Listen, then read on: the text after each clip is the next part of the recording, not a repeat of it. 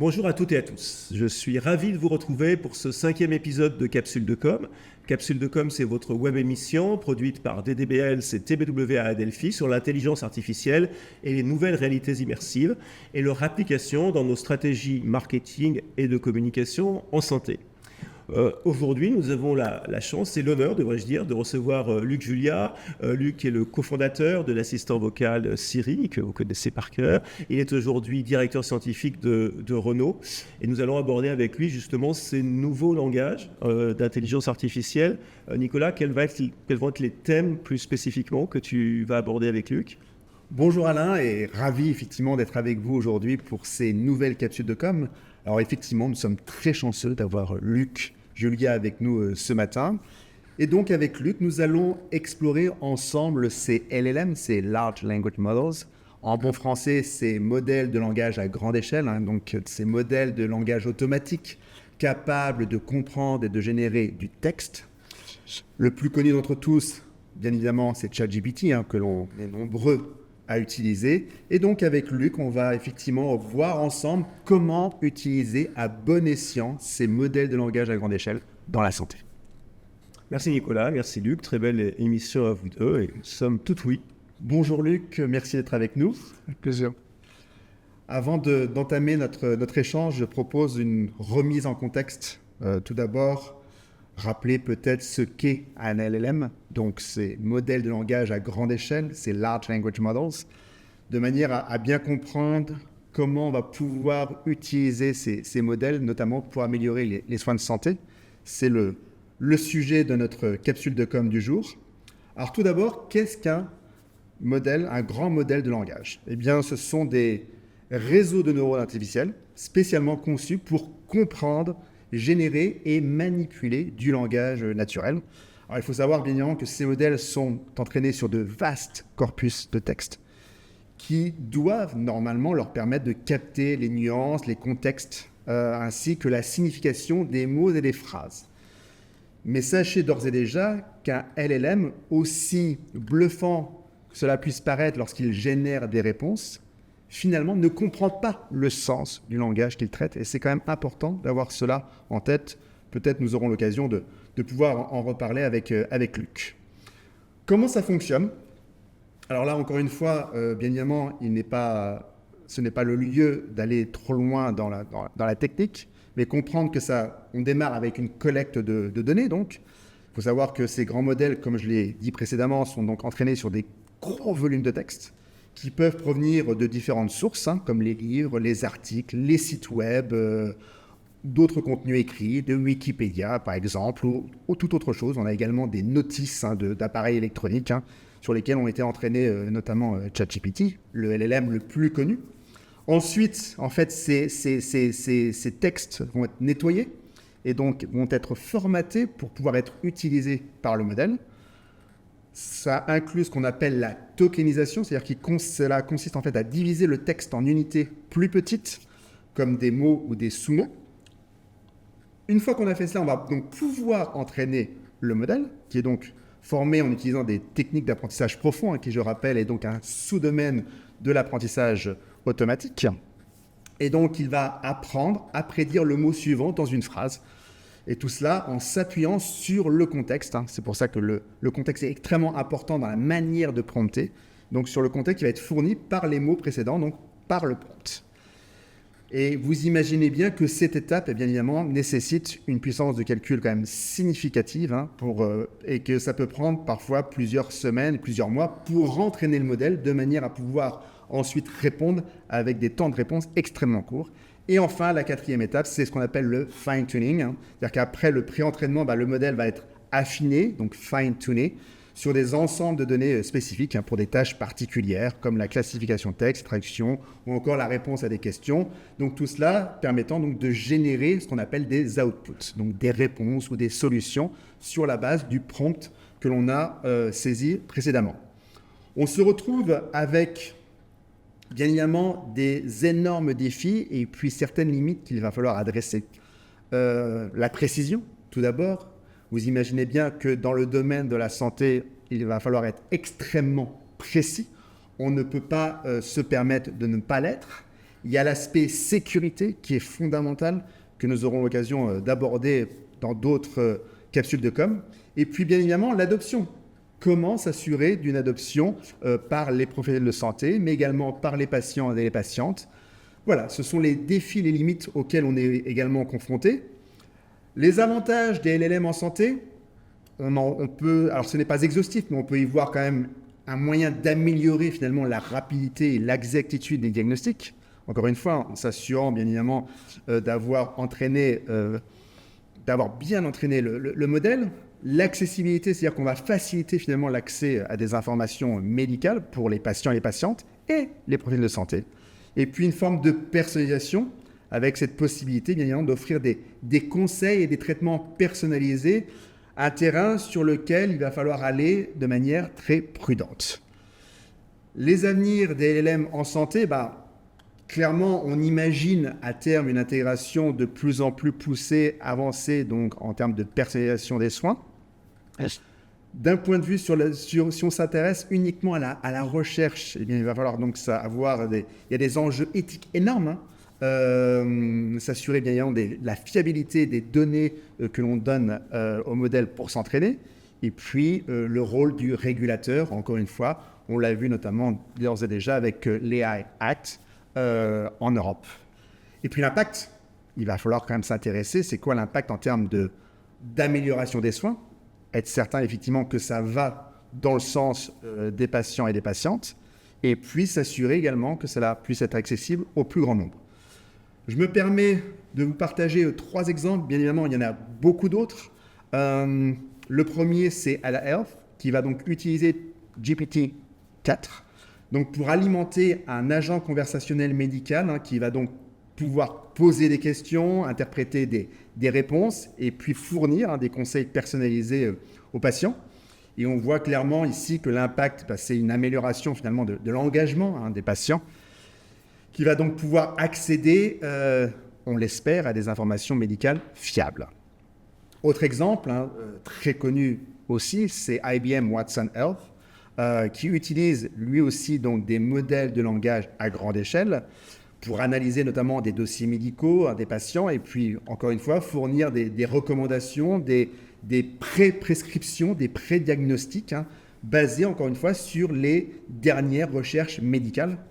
Donc là, encore une fois, on s'intéresse à la manière dont on va entraîner le modèle et on voit tout de suite l'impact, à savoir une augmentation de l'efficacité des traitements et une personnalisation des soins pour les patients. Et puis finalement, mon dernier exemple, c'est Osmosis, qui lui aussi va utiliser donc ces modèles de langage à grande échelle.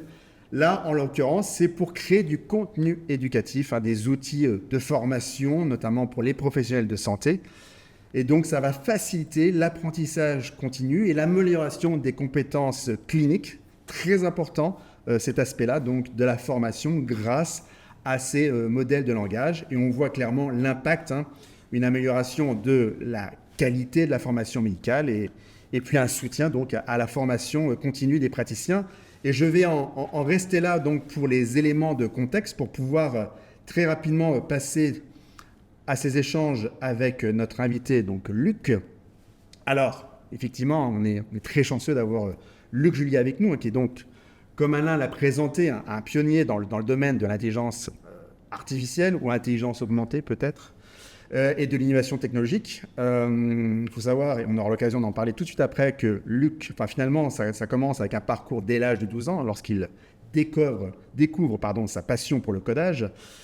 Et il a joué clairement un rôle clé dans le développement de technologies révolutionnaires. On pense notamment à l'assistant Siri, dont il est l'un des cofondateurs. Il a été ensuite vice-président de Samsung, en charge de l'innovation. Et aujourd'hui, il est Chief Scientific Officer chez Renault. Donc on est ravis de vous avoir avec nous pour discuter donc de ces sujets autour des grands modèles de langage et leur application dans le domaine de la santé. On a bien compris que vous étiez un passionné par le monde de l'informatique et ce depuis votre enfance, puisque vous avez commencé à coder à l'âge de 12 ans.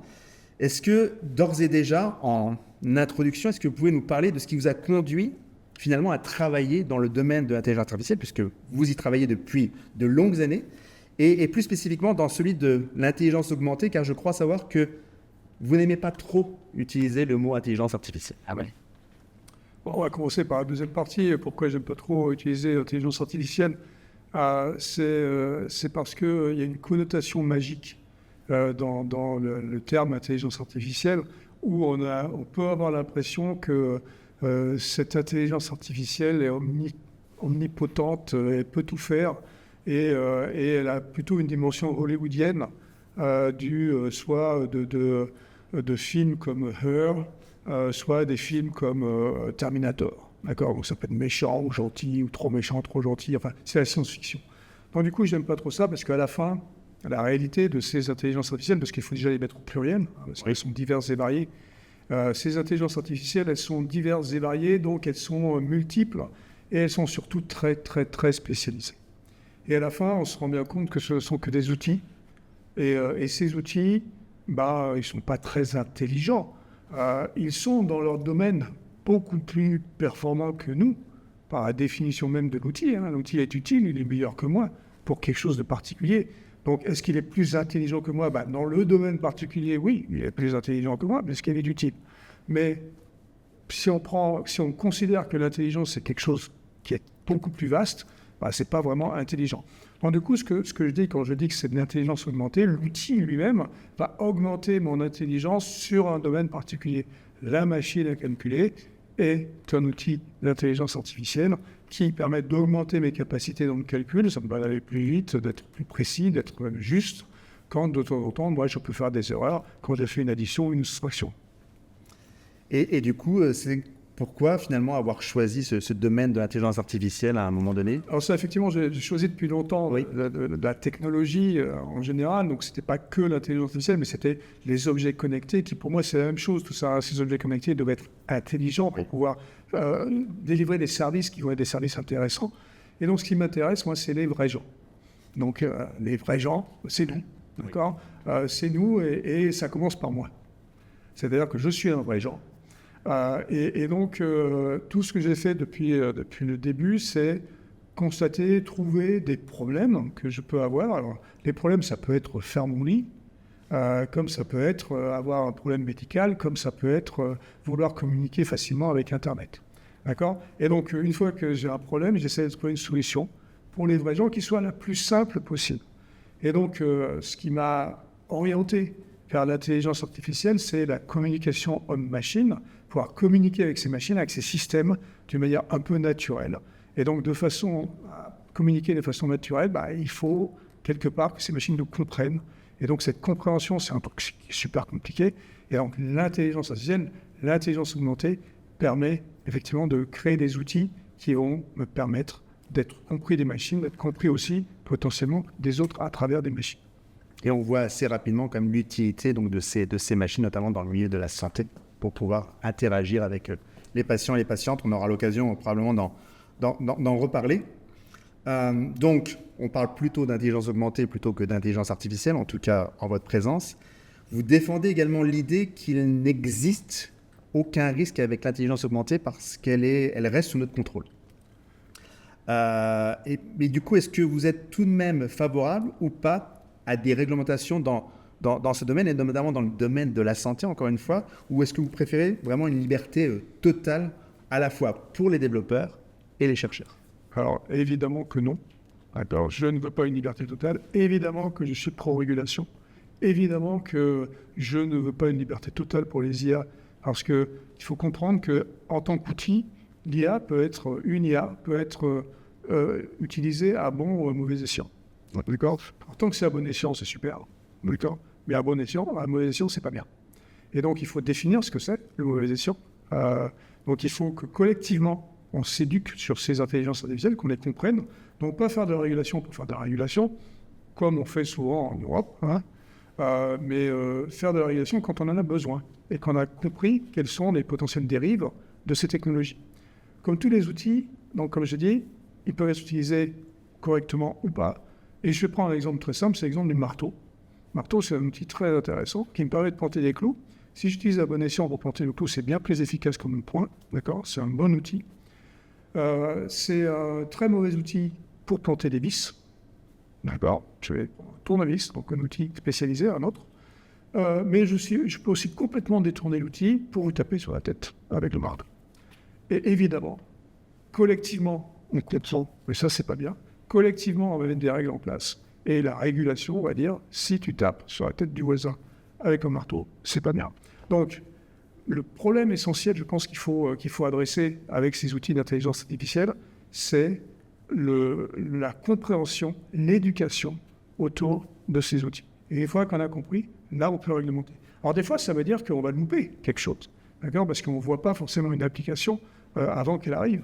Mais une fois qu'elle arrive, il faut être assez réactif, ce que peut-être le régulateur, il n'est pas très fort à la réactivité. Peut-être il prend un peu trop de temps. On a vu ça avec RGPD, par exemple, dans les lois de données privées pour l'Europe, qui a décidé de réguler en mai 2018, alors que les problèmes de vie privée sur Internet, on les avait depuis le début des années 2000. Donc le régulateur n'est pas très fort à la réactivité, mais il faudrait laisser la chance aux innovations de sortir avant de les réguler. Et du coup, qu'est-ce que vous pensez finalement de l'IA Act ? Voilà. Donc c'est ça le problème, c'est que l'IA Act est sorti un tout petit peu trop tôt d'après moi. C'est-à-dire que là, on a été, justement, le régulateur européen, puisque l'IA Act, c'est une régulation européenne, le régulateur européen a été un peu vite en besogne ici, juste parce que c'était au moment de la sortie globalement des LLM, justement, donc, où il y a eu une adoption très très rapide, parce que facile avec ce prompt, qui était facile à adopter. Et donc le régulateur a décidé qu'il fallait absolument réguler rapidement le LLM en donnant 4 niveaux de dangerosité, on va dire, à ces IA. Et je pense qu'on n'a peut-être pas bien compris la granularité encore de ces applications. On aurait dû réguler, je pense, plus au niveau des applications elles-mêmes et dans une granularité assez fine, au lieu de réguler vraiment sur des granularités très hautes, de dire, je ne sais pas, la reconnaissance faciale est interdite. Je ne sais pas si c'est une bonne idée de dire ça. Le scoring social est interdit. Ouais, donc c'est pas bien ce qu'on fait en Chine, certainement. Mais bon, donc du coup, je ne sais pas si on n'a pas été... Je pense qu'on a été trop vite en besogne, parce qu'il y a plein d'applications qu'on ne connaît pas encore aujourd'hui, des IA génératives, et des autres IA d'ailleurs, et peut-être qu'on va prendre des décisions où on va se couper un peu les ailes de l'innovation juste parce qu'on n'a pas osé développer certaines applications parce qu'on pense qu'elles vont tomber sous le coup de la régulation. On a des exemples dans le médical, justement, et dans les années 80, en France, c'était pas forcément en Europe à ce moment-là, mais en France, on avait décidé, d'une façon éthique, de ne plus faire de manipulation génétique. Il m'a dit, on arrête tout. Et je pense que quelques années plus tard, on l'a un peu payé, parce qu'on se rend bien compte aujourd'hui, on sait très bien que la génothérapie est quelque chose d'absolument extraordinaire, que ça peut faire des trucs fantastiques. On a peut-être perdu un petit peu de temps en se coupant les ailes, donc en disant on ne peut pas faire du tout de manipulation génétique, jusqu'à ce qu'on dise finalement peut-être qu'on peut, et ça c'est quand même 10 ans plus tard. Donc il y a des exemples où on montre que des fois on régule un peu trop vite. Encore une fois, je ne suis pas en train de dire que je suis contre la régulation, bien sûr, je suis pro-régulation, mais d'une manière un peu plus, je dirais, où on va respirer un peu. On ne va pas considérer que tout est mauvais dès le départ, on va regarder avant. Alors des fois on va laisser passer des choses, donc ça peut être embêtant, mais si on était réactif au niveau de la régulation, au niveau de la loi finalement, ça serait bien mieux que d'être préventif. Et du coup, comment on peut être plus réactif ? Ça passe par la formation, j'imagine, d'une part, pas uniquement ? Non, je ne pense pas. Là, en l'occurrence, c'est la lourdeur de la justice, on va dire. Enfin, pas forcément la justice, mais du régulateur lui-même. Quand on voit que, encore une fois, RGPD, alors que les premières instances de problèmes de vie privée étaient au milieu des années 2000, et que 15 ans plus tard, on a le règlement, il y a quelque chose qui ne va pas. Donc je pense qu'il faut se mettre dans un rythme qui est beaucoup plus agile. Alors, on parle d'agilité dans la technologie et on est tout excité pour cette agilité. Il faudrait qu'on ait un peu plus d'agilité aussi au niveau des institutions. Et en l'occurrence, au niveau de Bruxelles, ce qui est peut-être un peu trop demandé, l'agilité au niveau de Bruxelles. Je voudrais revenir là sur un point que défend notamment Yuval Noah Harari dans son livre Sapiens, l'histoire courte de l'humanité. Il défend en fait cette idée que l'homme, et d'ailleurs ça rejoint ce que vous disiez en introduction, que l'homme a constamment cherché à innover pour se simplifier la vie. Donc c'est clairement un peu votre ligne directrice, pour avoir notamment plus de temps pour soi, mais qui n'a jamais réellement réussi car les tâches se sont remplacées par d'autres tâches que nous ne faisions pas auparavant. Donc point très intéressant, est-ce que vous pensez que l'intelligence artificielle, l'intelligence augmentée va suivre le même schéma, c'est-à-dire qu'elle va remplacer certaines tâches par de nouvelles responsabilités, ou est-ce que vous pensez vraiment qu'elle va pouvoir libérer du temps pour les humains, et dans le cas de la santé, pour les professionnels de santé, est-ce que ça va simplifier la vie, notamment la vie du patient? Et on sait que pour certains patients, notamment atteints de maladies chroniques, la vie peut être particulièrement compliquée. Alors pour parler du temps libéré par les technologies, alors, c'est vrai que les tâches qui sont, on va dire, remplacées ou qui sont modifiées, en général, parce que l'outil est utile, par définition, ces tâches vont effectivement prendre moins de temps, ou alors, si ça ne prend pas moins de temps, ça va permettre de produire quelque chose qui est plus pertinent et meilleur. Mais si ça prend moins de temps, il y a des nouvelles tâches qui sont de toute façon rajoutées, qui sont la tâche de la maîtrise de l'outil lui-même. Cette tâche-là, elle doit être là. Donc, quelque part, on peut toujours espérer que le temps de prise en main de l'outil et de gestion de l'outil est moins important que le temps que se faisait la tâche avant. C'est l'espoir. Mais bon, la réalité, et là je peux parler de moi et de certaines activités et certaines utilisations des IA pour moi dans mon quotidien, j'utilise beaucoup l'IA pour la maison connectée. Où les objets vont parler entre eux pour délivrer des services qui sont des services à la famille et qui nous permettent de gagner du temps, finalement. Ah d'accord, pas ouvrir les volets, pas machin, enfin, etc. Donc ça fait tout seul. Il y a plein de tâches qui sont automatisées parmi les 219 objets que j'ai à la maison qui sont... À tout de mettre. Donc il y a beaucoup d'objets et ils font des trucs et ils me délivrent effectivement des services. Et je dois dire que j'ai calculé, parce que je me suis amusé à calculer, je gagne à peu près, grâce à ça, une demi-heure par jour de temps, qui me permet de faire quoi? De faire les choses que j'ai envie de faire, où ça va être de l'interaction avec la famille, où ça va être lire, où ça va être... Voilà. Donc je me dégage effectivement du temps, tous les jours, grâce à ces outils, sachant que cette demi-heure, c'est quand je suis à la maison, ce qui est, c'est pas 24 heures sur 24. Donc ça, c'est intéressant. Maintenant, ce temps-là, on peut l'utiliser comme on veut. C'est-à-dire que moi, je l'utilise d'une manière que je trouve intelligente, interaction avec les autres, ou alors m'éduquer. Mais on peut utiliser ce temps-là aussi pour faire n'importe quoi. Et donc, il y a un film, par exemple, qui s'appelle Idiocratie, qui est un film idiot lui-même, mais qui est quand même rigolo à regarder, où on voit qu'on peut utiliser le temps libéré dans la loisiveté. Et donc, se mettre à bouffer des chips sur un canapé et à regarder la télé. C'est peut-être pas forcément la meilleure façon d'utiliser son temps, surtout quand on parle de santé. Mais bon, donc, du coup, je pense définitivement que si, encore une fois, le mot éducation, je vais le répéter en permanence, parce que si on s'éduque avec, grâce à cette technologie, si on arrive à libérer du temps pour s'éduquer plus et pour faire des choses, d'autres choses donc, qui nous permettent d'être meilleurs en quelque sorte, et je pense que ça va s'appliquer au domaine de la santé, et je vais pouvoir effectivement avoir une meilleure vie quelque part, grâce à ce temps libéré ou à ces tâches que je n'ai pas à faire. Vous savez, il y a un exemple assez simple qui est intéressant, alors qui ne va pas libérer énormément de temps, mais qui va être un confort extraordinaire rajouté, où il y a un peu d'intelligence, c'est les pompes pour les diabétiques, par exemple. Les pompes qui sont connectées. Et là, dès qu'on parle de connectivité, on parle un tout petit peu d'intelligence, parce que dès qu'on connecte, on connecte à quelque chose qui va vous permettre d'avoir une idée de comment il faut faire les choses correctement. Donc les pompes pour les diabétiques qui sont connectées,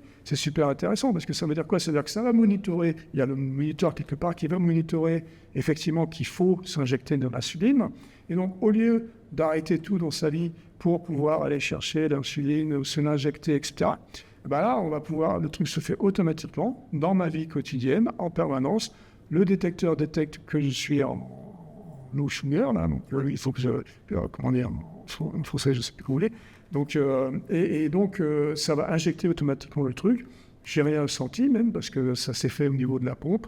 Et voilà, ma vie continue. Donc c'est le genre de trucs qui sont super agréables parce que ce que je faisais avant où j'étais obligé d'arrêter ma vie, d'arrêter les conversations, d'aller aux toilettes ou je sais pas quoi pour le faire, ben là j'ai plus besoin. Cette technologie m'a fait gagner non seulement du temps mais surtout du confort.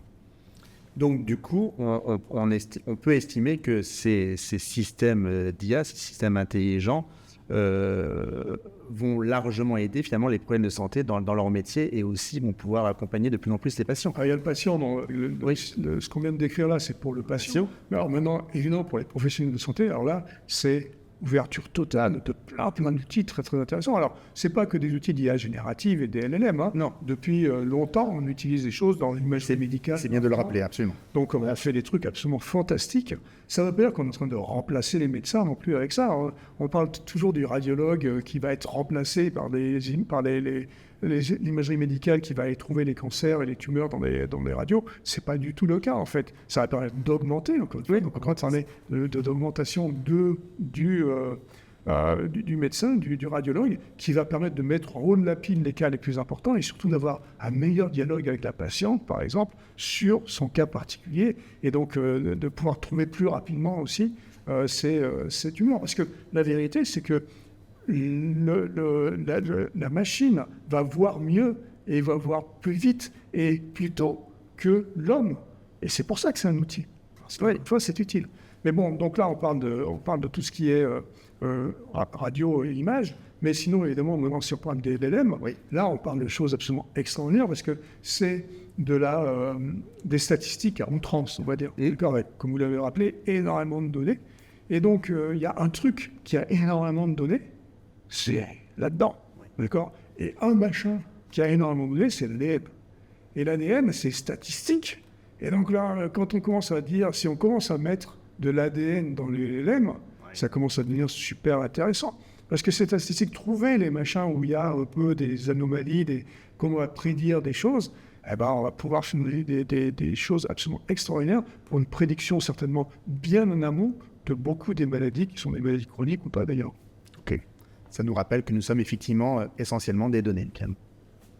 Faut-il le rappeler. Très, très, très intéressant. Par ailleurs, lors d'une interview avec le London Speaker Bureau, vous avez dit que l'une de vos citations préférées était notamment celle de Descartes. Je pense, donc je suis. Vous validez ? C'est effectivement, oui. Parce que, en l'occurrence, ça démontre que l'IA n'existe pas vraiment puisqu'elle ne pense pas. Et du coup, est-ce qu'on peut imaginer qu'un jour, on puisse doter cette intelligence augmentée d'une conscience ? C'est quelque chose qui... Bon, moi, je ne crois pas, c'est la science-fiction. C'est la science-fiction, d'accord. Donc, la conscience, déjà, je ne sais pas exactement ce que c'est. Déjà, l'intelligence, c'est pour ça que j'ai du mal à parler d'intelligence quand je parle d'intelligence artificielle, parce que je ne sais pas exactement ce qu'on est en train d'essayer de matcher. D'accord ? C'est pour ça que je préfère découper en petits morceaux et en outils, où là, on est intelligent dans un domaine particulier, ça, je comprends un peu plus. Mais donc, du coup, la conscience et tout ce qui va être finalement intangible, parce que finalement, la conscience, c'est quoi ? C'est quelque chose qui est intangible, c'est très, très difficile à définir. C'est des choses qu'on ne peut pas vraiment apprendre. Et aujourd'hui, quand on parle de ces IA, et les IA génératives ne sont que la suite du machine learning et du deep learning, que vous avez décrit un peu tout à l'heure, l'apprentissage des machines et l'apprentissage profond. Donc, apprentissage des machines, ça veut bien dire ce que ça veut dire. J'apprends.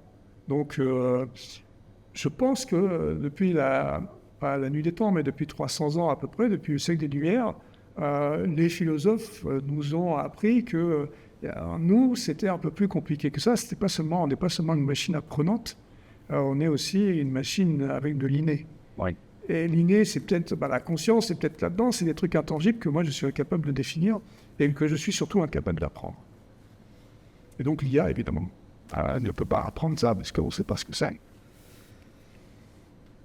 On va faire un petit retour sur une récente annonce d'Apple, qui nous a enfin annoncé effectivement l'intégration d'une IA embarquée sur ces appareils,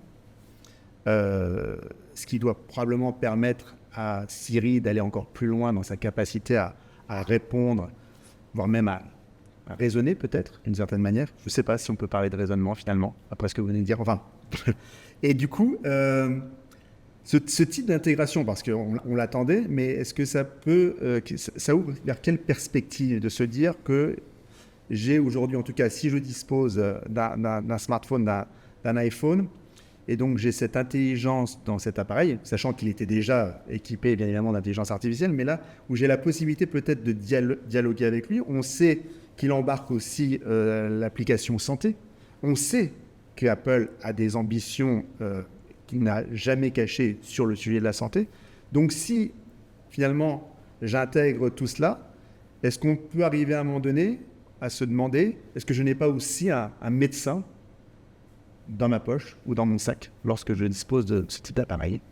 En fait, ça, je dirais non, parce qu'on va avoir un sachant. Un sachant, oui. D'accord, donc on va avoir quelque chose qui sait. Ce qui est intéressant dans ce que vous venez de dire, c'est le mot dialogue. Oui. C'est-à-dire par rapport au Siri 1.0, on va dire, celui qui date de 10 ans, un peu plus de 10 ans, maintenant on a vraiment des tours dans le dialogue. Avant, en gros, c'était une question, on avait une réponse. Des fois, quand on avait quelque chose qui manquait dans le contexte, ça pouvait demander une désambiguation, mais c'était globalement, il y avait un tour et puis c'était terminé, donc c'était pas un dialogue. Le rêve de Siri initial, dans les années 90, quand on avait créé ça, c'était d'avoir un dialogue. Mais bon, c'était compliqué. Et là, aujourd'hui, c'est vrai qu'on arrive à avoir ces systèmes qui sont des systèmes de dialogue parce qu'ils gardent le contexte et ils sont capables, effectivement, d'avoir non seulement des désambiguations, de désambiguer des choses, mais aussi de pouvoir continuer et avoir un fil dans la conversation grâce à ce contexte. Donc, ça, c'est intéressant. Donc, le sachant dans la poche, moi, ce que j'appelle en fait le gymnast cricket sur l'épaule, c'est bien de l'avoir, de pouvoir discuter. Mais vous l'avez rappelé tout à l'heure, ces IA sont faites pour répondre à des questions sans savoir si la réponse est bonne ou pas bonne. D'accord ? En fait, elles n'ont aucune notion, aucune conscience, justement, de la... Elle se base sur la probabilité de donner une bonne réponse. Et donc, le problème, c'est que dans le mot probabilité, il y a probable. Et donc, des fois, c'est très bien. Et quand c'est des IA spécialisées, effectivement, on se rend compte qu'on arrive à des probabilités très, très fortes. C'est-à-dire qu'on arrive à répondre à des questions correctement à 95-98%, mais il y a toujours 5 ou 2% probablement d'erreurs. Et donc, du coup, il faut faire super attention de dire que ça va remplacer complètement l'humain. Ça ne veut pas dire que l'humain ne se trompe pas. Un humain peut aussi se tromper. Donc, il faut faire la balance. C'est pour ça qu'on va, certainement, quand on va avoir un humain et qu'on doute un peu de quelque chose, on va prendre une seconde opinion. Et c'est toujours bien aussi, avec une IA, de prendre une seconde opinion, si possible, d'y mettre. Et là, en l'occurrence, quand on revient sur ce qu'a annoncé Apple, est-ce qu'on sait si Apple a lui aussi développé son propre modèle de langage ou s'il a travaillé avec OpenAI ou des modèles de langage existants? Alors aujourd'hui, c'est OpenAI. C'est OpenAI, c'est très clair. Donc il y a deux parties. Donc il y a la partie, on va dire, ce qu'ils appellent le Siri natif, qui a un tout petit peu plus d'IA que le Siri précédent. Donc ils ont commencé à développer leur modèle, mais ça renvoie souvent, aujourd'hui, dans ce qui va sortir, parce que c'est pas encore sorti, ça va sortir dans la version 1 de 18 qui va arriver bientôt. Donc, ça va renvoyer à ChatGPT. D'accord. Donc, le 4.0, a priori, 4.0. Donc, ça va faire ça a priori, mais évidemment, leur ambition, c'est d'éliminer un jour cette partie-là et de faire grossir leur propre IA qui pourra se baser sur l'écosystème. La bonne nouvelle de ces IA, et en l'occurrence d'un écosystème comme celui d'Apple, c'est qu'ils ont beaucoup de choses qui leur permettent de contextualiser cette IA. Et donc d'avoir, par exemple, l'accès à Health, donc la santé, ça leur permet d'avoir beaucoup de données qui sont des données qui viennent de là, donc qui ne viennent pas du téléphone, mais qui viennent maintenant de mon corps, et qui permet de contextualiser ce dialogue. Donc ça, c'est très intéressant, évidemment, ce que OpenAI n'a pas. OpenAI n'a pas ce contexte. D'accord ? Donc il est un peu plus générique, il a un modèle de langage auquel je peux parler, qui va me comprendre, qui va pouvoir me permettre de dire tout et n'importe quoi. Mais là, ici, je vais pouvoir contextualiser. Dès que j'ai un écosystème, je vais pouvoir faire ça. Donc les seuls qui sont capables de faire ça aujourd'hui, c'est vraiment Google et Apple. D'accord. Et parce que les autres, ils sont un peu hors sol.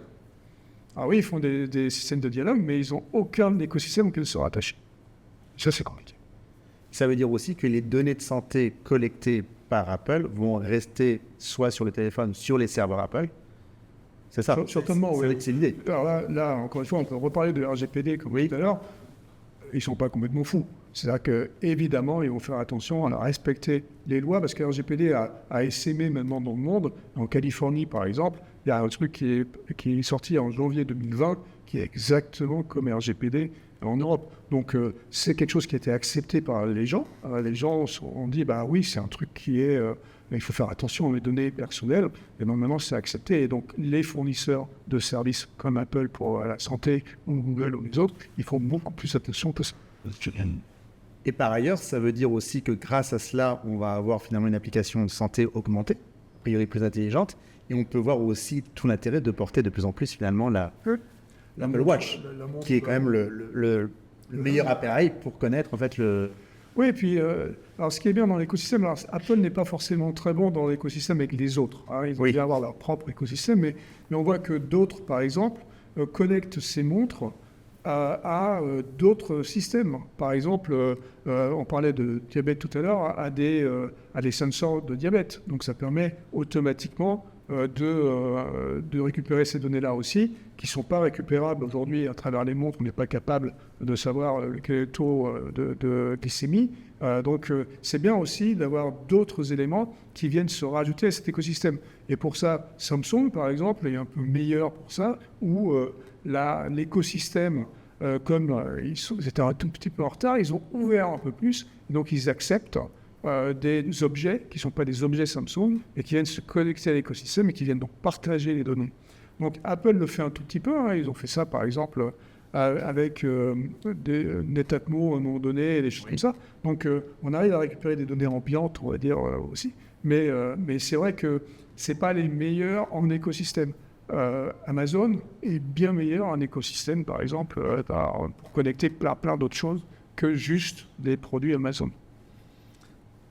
Et du coup, comment vous voyez l'évolution donc, de ces modèles de langage à grande échelle en bon français? Donc, on pense notamment à ChatGPT, mais il y a également un Gemini chez Google, on a Claude, on a Llama chez Meta. Comment vous voyez leur évolution? Parce que on a l'impression qu'ils sont entrés dans une sorte de course, et une course d'ailleurs toujours à s'entraîner sur des volumes de données toujours plus importants, avec quand même derrière, voilà, vous me direz ce que vous en pensez, mais il y a quand même aussi un enjeu énergétique, écologique à un moment donné, enfin, j'imagine. Donc du coup, comment vous voyez cette évolution, alors, pas nécessairement à 15, même juste dans les prochaines années, quoi.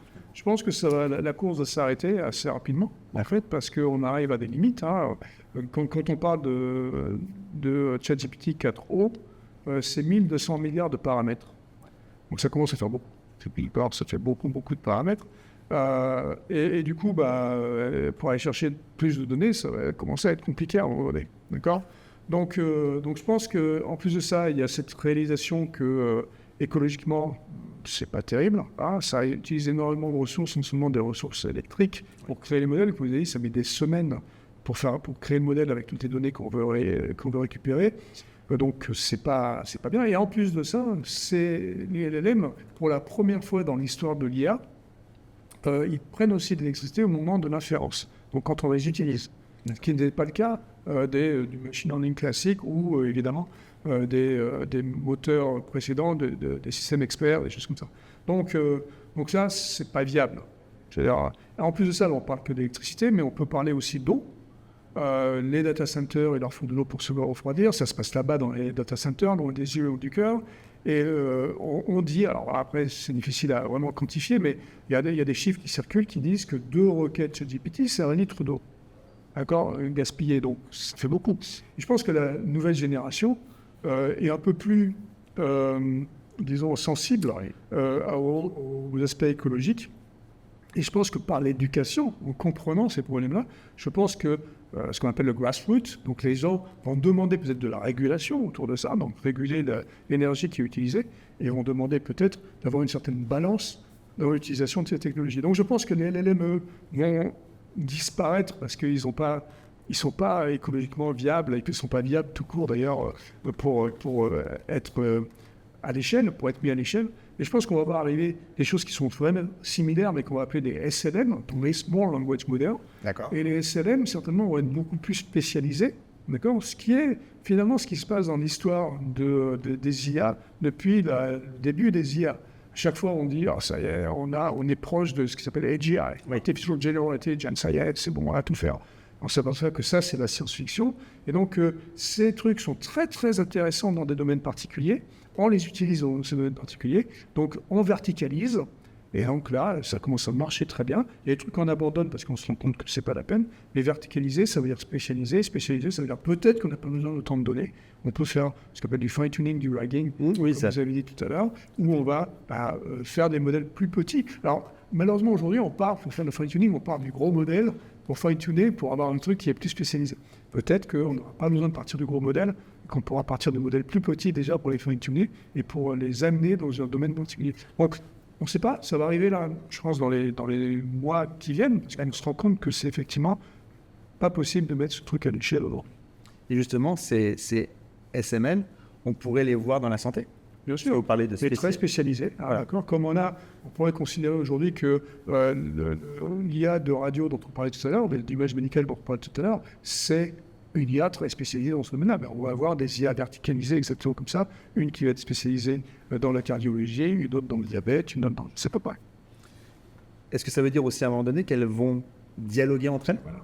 Et donc ça, c'est ça la beauté. Et c'est là où on rejoint mon histoire de tout à l'heure sur les objets connectés. Les objets ne sont pas forcément physiques. Les objets peuvent être des objets IA. Et donc, ce dialogue entre le monde physique et le monde des IA et moi pourrait être très intéressant parce que finalement, à la fin, qu'est-ce qu'on veut? On veut se rendre service, que ce soit pour vivre mieux quand on est un patient ou pour avoir un assistant quand on est un médecin et les choses comme ça. Donc, finalement, il y a un dialogue qui va se faire entre toutes ces données, finalement, entre tous ces services. Et moi, je suis en quelque sorte l'orchestrateur de toutes ces choses-là. Une IA est un orchestrateur qui m'aide à orchestrer toutes ces choses-là.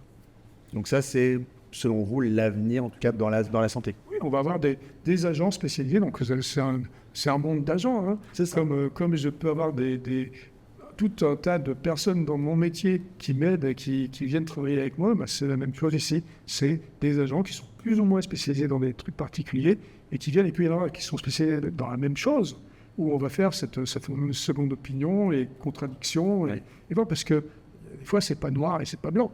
Donc il faut des fois avoir des opinions qui diffèrent et aller douter et réfléchir.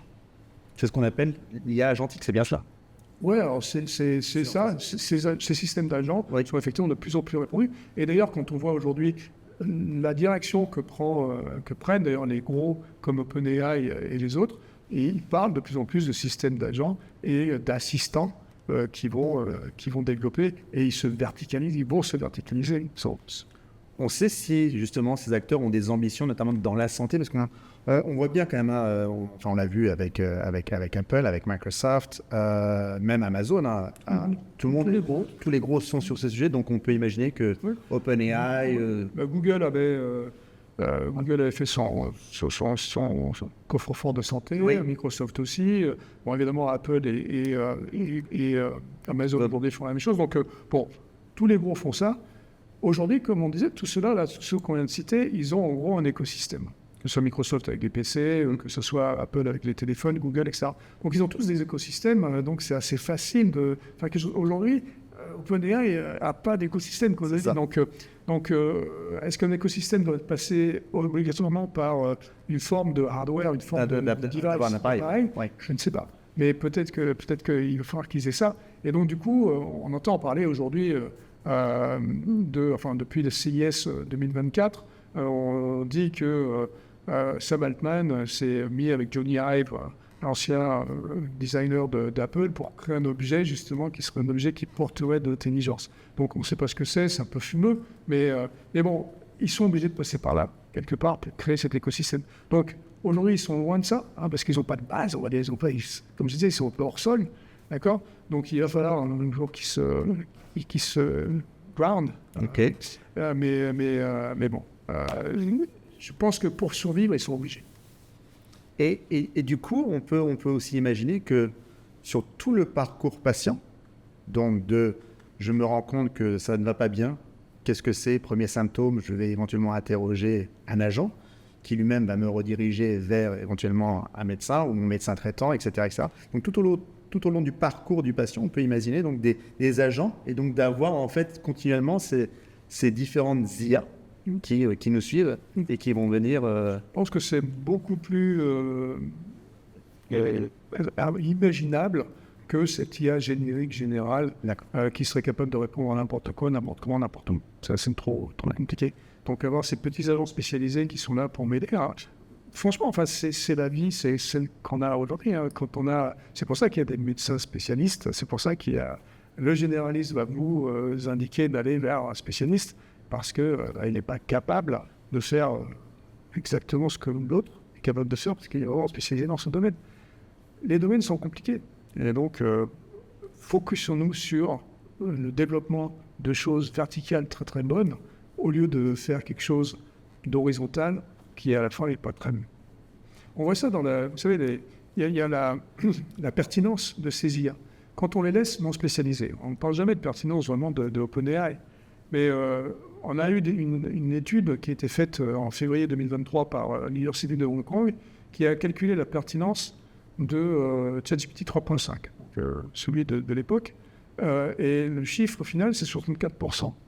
64% de pertinence. C'est-à-dire que 36% du temps, il vous disait des bêtises. D'accord ? C'est embêtant. Ouais. Et donc, quand on va faire des choses qui vont être beaucoup plus fines, beaucoup plus spécialisées, les niveaux de pertinence augmentent de manière extraordinaire. Donc, il vaut mieux avoir quelque chose de spécialisé dans une verticale qui vous répond correctement que quelque chose qui peut vous raconter n'importe quoi. Ouais. Mais ça suppose aussi qu'on va devoir continuer à alimenter donc, ces systèmes avec pas mal de données. Et donc, quand on est dans la santé, ce sont des données personnelles. Enfin, on sait bien la sensibilité de la donnée santé. Et ça commence, parce que ça reste quand même un sujet, en tout cas dans nos pays, peut-être dans nos pays latins, on voit quand même que ce rapport à la donnée santé personnelle, on a quand même un peu de mal. C'est pour ça qu'on a RGPD. Là. Oui. On aura une autre version certainement de RGPD, un truc similaire. C'est important de comprendre et de savoir qu'il ne faut pas tout donner. Mais quand on crée des modèles, c'est des modèles où on va certainement enlever l'identité des gens pour pouvoir faire des sortes de cohortes. Oui. Et donc ces modèles, en fait, ils vont être quand même plus petits, parce que vous parliez de la taille de plus en plus de données, ils vont être quand même plus petits que le modèle générique dans lequel je vais avoir aussi des données de moteurs de camion qui n'ont strictement rien à voir avec mon cœur ou ma pression artérielle. Donc, du coup, je pense que même s'il va falloir beaucoup de données pour chacune de ces verticales, il va falloir beaucoup moins que pour quelque chose qui est horizontal et qui peut parler de tout et de n'importe quoi. Et là, on a abordé effectivement le rôle de ces systèmes, notamment dans le suivi du patient. Si on se met du côté des problèmes de santé, on peut imaginer quand même que ces modèles de langage vont aussi pouvoir améliorer la manière de former, d'apprendre. Dans l'éducation elle-même, donc je parle d'éducation dans l'autre sens, mais dans l'éducation elle-même, il est évident que pour faire des simulateurs, pour simuler des choses qui vont se passer, ces larges langages modèles vont être très intéressants. Enfin, ces IA en général vont être très intéressantes, et même les prochaines générations dont je parlais tout à l'heure vont être très intéressantes. Et évidemment qu'il va falloir s'éduquer avec des trucs qui vont être de plus en plus automatiques. On fait ça aujourd'hui très bien avec les langues, pas très très bien, mais on fait bien mieux, c'est-à-dire qu'on peut avoir des robots qui vont nous permettre de faire de l'apprentissage de langue beaucoup plus facilement que ce qu'on faisait encore il y a quelques temps, et donc ça me donne évidemment la possibilité de m'éduquer, même si je n'ai pas à disposition un prof de turc, je peux apprendre le turc. Ouais. Et est-ce que vous voyez des domaines donc, de la santé qui vont peut-être bénéficier plus justement de ces avancées en IA et en modèle de langage à grande échelle? Oui, je parlais de la géothérapie. Oui. Alors, je pense que là, c'est évident qu'il y a des trucs absolument fantastiques dans la façon dont on va prédire encore plus tôt, donc encore plus en amont, des problèmes. Et ça va être... C'est évident, vous savez, les LLM, comme vous l'avez dit tout à l'heure, comme vous avez décrit ce que c'était, c'est vraiment de la prédiction du prochain mot. C'est ça. D'accord ? Et là, on va pouvoir prédire le prochain mal. Oui. Ou les prochains mots. MAUX, absolument, c'est très juste. Et est-ce que tout cela nous laisse aussi imaginer peut-être davantage, encore plus de collaboration justement entre les entreprises technologiques et les entreprises de santé, les laboratoires. On le voit déjà, hein, bien évidemment, mais on sait aussi qu'ils travaillent toujours justement avec les grandes tech. Ouais, les labos, le pharma, évidemment, ils sont toujours à la pointe. Oui. Et ils arrivent aujourd'hui, on sait très bien qu'il y a plein de molécules qui sont définies ou indéfinies grâce aux IA. Donc ça, c'est super. Et bon, oui, ils prennent les gros parce qu'ils sont disponibles, parce que c'est facile et parce qu'on sait qu'ils ne vont pas tomber en rade demain. Mais il y en a beaucoup aussi de ces labos qui travaillent avec des startups de plus en plus, qui sont des puits d'innovation. Hein, et on voit ça, et je pense que ça va continuer. Mais c'est vrai que les pharmas sont particulièrement bons pour travailler dans ces domaines innovants. Est-ce que vous pensez éventuellement à un exemple que vous auriez en tête, que vous trouvez particulièrement intéressant, qui va dans le sens de tout ce que vous décrivez finalement depuis qu'on a entamé cet échange? Non, je n'ai pas d'exemple particulier. Je pense à des pharmas qui je sais qu'ils utilisent ça, mais je ne vais pas donner vraiment de nom spécifiquement. Et donc aujourd'hui, ces acteurs de la santé ont tout intérêt quand même à s'intéresser, en tout cas à comprendre, à se former sur ces sujets. C'est sûr, il faut s'éduquer, encore une fois. Hein, donc on en est là quand même aujourd'hui. Oui, on en est là. Ouais. Je pense que les masses doivent être éduquées parce que c'est elles qui vont vouloir réclamer les régulations et comprendre surtout pour respirer un peu et pour se décontracter par rapport au problème de données dont vous avez parlé tout à l'heure. D'accord ? Donc savoir si je comprends ce que je donne et pourquoi je le donne, ça va me permettre de me décontracter un peu par rapport à juste entrer dans une hystérie collective où on dit il ne faut pas. Pourquoi ? Donc expliquons déjà pourquoi, et puis après, on peut décider ou pas. Et après, c'est mon libre arbitre, je décide si j'en ai ou pas. Il y a des gens qui décident de se soigner ou pas. D'accord ?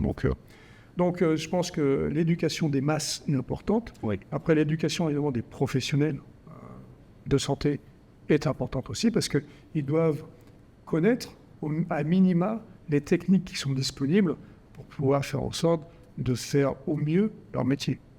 D'accord ? Et donc avoir la maîtrise des outils, on en a parlé avant, sachant qu'ils n'ont pas besoin de maîtriser tout et de comprendre exactement comment ça marche, mais il faut qu'ils comprennent quel est l'avantage du machin et quelles sont les dérives possibles. Oui, ça me semble effectivement être un point important.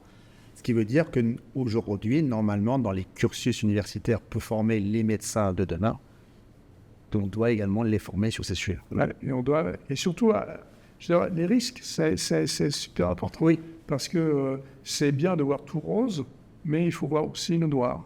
Donc il faut cette balance dont on parlait et mettre la petite notion écologique dedans, ça ne fait pas de mal.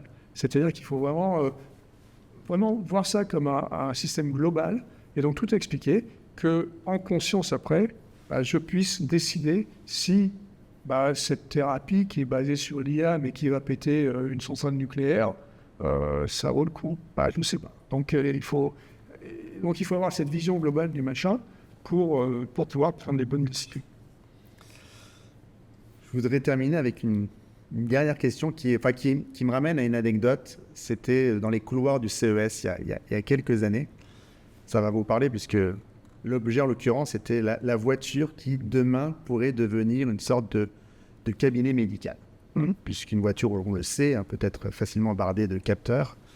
Est-ce qu'on est encore dans de la science-fiction ou aujourd'hui je sais que vous travaillez pour Renault, alors c'est peut-être pas leur projet, mais est-ce qu'on peut imaginer que dans l'industrie automobile qui cherche aussi à trouver des nouveaux relais de croissance, puisque l'utilisation même du véhicule aujourd'hui est aussi challengée, mais est-ce que c'est des choses où on pourrait voir un couple IA-voiture au service en fait du bien-être et de la santé de l'individu? Donc on pourrait très bien imaginer des capteurs dans les sièges, température, rythme cardiaque, etc. Donc ça, on pourrait très bien imaginer. En fait, l'année dernière, à Vivatech, on a proposé un prototype qui faisait ça, qui captait quelque chose, avec aussi des caméras qui vous permettaient d'avoir votre pression artérielle, etc. Donc il y a plein d'objets, il y a plein de choses qu'on peut rajouter dans la voiture. Donc ça, c'était le concept d'une voiture individuelle. Mais là, ce qu'on a présenté à la Vivatech cette année, en 2024, on a présenté quelque chose qui pour moi est encore plus intéressant, qui est plus dans le domaine de pour aller fixer les déserts médicaux, où c'est une camionnette, voilà, une petite camionnette dans laquelle il y a à l'arrière tout un cabinet médical, en quelque sorte, et qui utilise beaucoup d'IA, beaucoup de technologie, comme ça qu'au moment même où vous rentrez dans l'estafette, dans l'arrière du camion, déjà, il y a eu pas mal de signes vitaux qui ont été détectés. Alors évidemment, vous faites ça de plein gré, hein, parce que vous allez dans ce cabinet médical, donc vous attendez à ce qu'on ait votre tension, etc. Là, ce qui est bien, c'est que grâce aux IA diverses et variées qui sont dans ce petit camion, ça vous permet déjà d'avoir plein de signaux. Et le médecin, il y a un médecin à l'intérieur, ou il y a un médecin en téléconsultation, parce que comme c'est pour aller adresser les déserts médicaux, ce camion, c'est un peu comme le bibliobus de ma jeunesse, donc il se trimballe dans les campagnes, et il amène donc un médecin virtuel, mais qui est en fait réel en communication avec vous, mais qui a toutes les données qui sont captées par cette camionnette au moment où vous asseyez dans le fauteuil. Donc pour discuter avec le médecin, il a déjà toutes les données qui vous concernent sur vos signes vitaux. Et ça, c'est bien. On peut rajouter aussi des choses. S'il y a des choses qui veulent rajouter, vous avez la possibilité de prendre un machin pour faire une analyse d'urine, par exemple, des choses comme ça, qui sont dans le camion. Donc ça, c'est un concept qui est très intéressant. Et j'espère que ça va être un concept qui va être développé pour de bon. Alors, ce ne sera pas des millions de voitures que l'on va à Renault ici, mais je pense que ce sera quelque chose de très intéressant pour la communauté. C'est passionnant. Un grand merci, Luc, pour cet échange. Et je donne donc rendez-vous à celles et ceux qui nous regardent pour la prochaine capsule de com. Bonne journée et à bientôt.